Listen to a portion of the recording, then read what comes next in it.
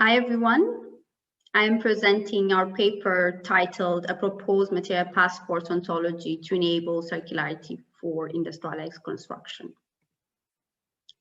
There is a growing need for a circular economy, and it is a principle that designs out waste and pollution, and it also tries to keep products and materials in use in the value chain for as long as possible. We also know that in order to have a circular economy, we require that stakeholders work close to each other and they have a common understanding. On the other hand, we also see a growing need to understand the circular economy potential for building products. And moreover, there are alignments being made between industrialized construction and circular economy. What is industrialized construction? In short, it is a product platform that has both the technical platform that allows us to create standardized products, and it also designs out waste and also creates quality products that are essential to have a circular economy. On the other hand, we have the process platform, which also allows us to have a standardized process to optimize our processes and also to learn from our processes and do a continuous improvement on our products. So with that understanding, what we try to look at in this paper in specific is the so-called material passports. You might have heard of them as building product, product passport, and resource passport. But it is a quantitative and a qualitative documentation of circular economy related data of materials, products, and buildings. And with that, we are able to add value into our materials, products, and buildings, and also keep them in the loop for as long as possible. So that means we're able to put forward circular economy principles into practice. If we have an illustration that defines a material passport, this would be one. For example, here we have inputs by different sources, such as physical, production data, certifications, and we can process this data that is fed into us and create an output that would be essential for different stakeholders. So customized output for stakeholders and customers.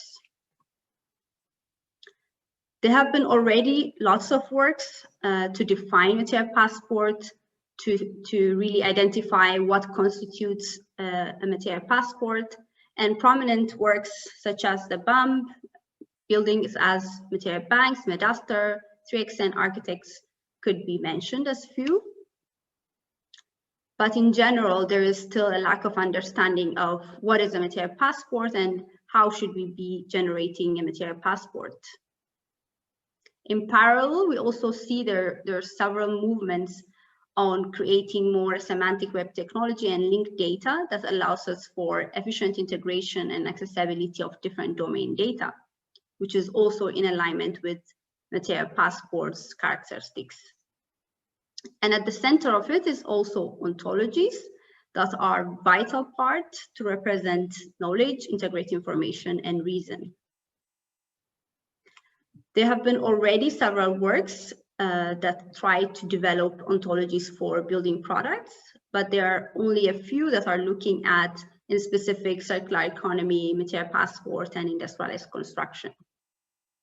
So to fill this gap, what we have done in this paper is we took three main steps. The first one is to determine our domain and scope. The second one was to review, reuse, and merge ontological resources in our domain, and to develop a material passport ontology, or at least propose one. So in the first step, what we have done is to look at different literature and industry reports that talk about material passport, that define it, and what are the different parts or the different requirements that should go into creating a material passport. And we have identified four main requirements in this paper. The first one is material passports should describe buildings using functional layers, and there are so many different ways that have been already put out as how we should define these functional layers. The second one is material passport relevant properties should be collected on all functional layers.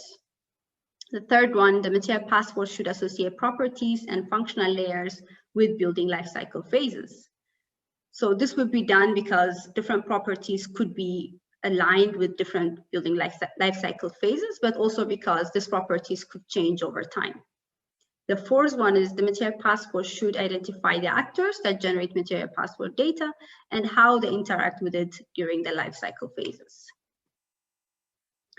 So the second step was reviewing, reusing, and merging these ontological resources that are already looking at the domain that we want to work on.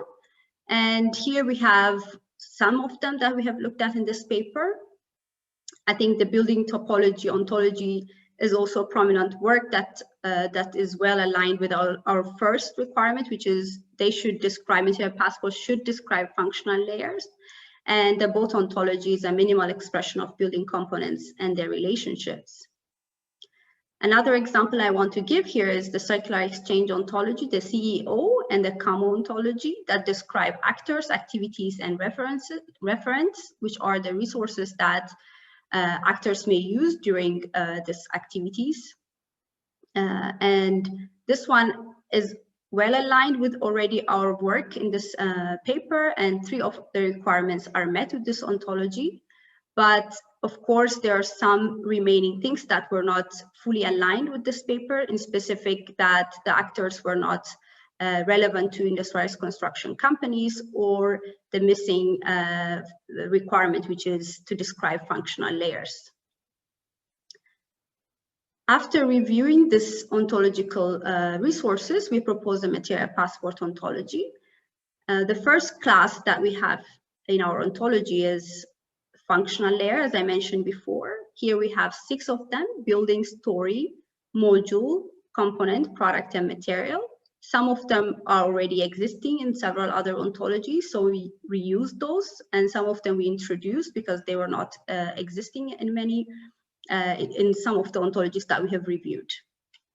So just to give you an insight into what could be a functional layer definition and what we have used in this paper, I want to look at, I want to explain this specific functional layer definition put out by the BUM. Here we have 4 main classes: system, product, components, and ingredients. And as you can see, one is constituting the other. A system refers to a product in its complex form, such as different wall systems that may have different other materials within them, or also constitute different products. And these ones are mostly made with different manufacturers, and different stakeholders are involved in making these systems. And a product, which is the second level, is that it represents a manufactured and sold item, normally has its own ID, and it's manufactured with either one manufacturer or perhaps a few, and not so much as big as a system level. A component would be that it makes up a product. Sometimes it can also be its own finished product on its own. The last one is that the raw materials that make up products and components, which are called ingredients and materials. So to give you a better insight into what could be a functional layer in an industrialized construction technical platform, there is an example here. So on the second level, there is module. We also have this as one of our classes in the functional layer. And there could also be that a product is a wall element that is manufactured by a manufacturer. So once we have defined these functional layers, we associate them with our second class, which is the property class. So there are other already existing ontology works that also looked at how do we integrate properties with different functional layers, and one of them is the OPM ontology for property management ontology. So using that object property, we associated all of these functional layers with the class OPM property. Next, we identified the third class, which is the actors class.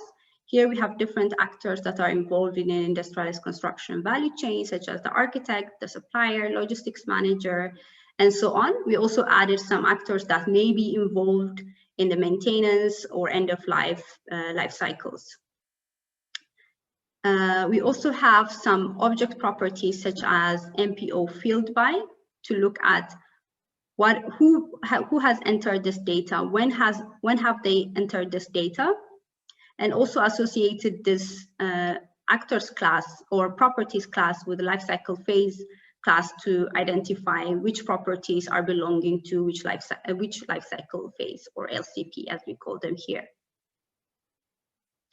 So at last, just to give you an overview of what we have done, we have identified 4 main requirements and associated them using already existing ontological resources, created a few classes and relationships that were missing. Nevertheless, there are more work that should be done in the future. The first one would be to look at these classes as they are now. They're a bit simplified and not exhaustive. The second one would be to refine and validate them and to think about different constraints, that may be required in the material passport generation, such as accessibility of different actors. And what we want to do with this is that we want to look at a specific and industrialized construction company, identify those classes once again, look at the relationships and refine them, and work on publishing this ontology in later work. Finally, there are still technical and social implementation challenges that remain in the industry, and this would only be part of the problem-solving component, and of course not a complete solution here. Thank you very much, and now open to questions.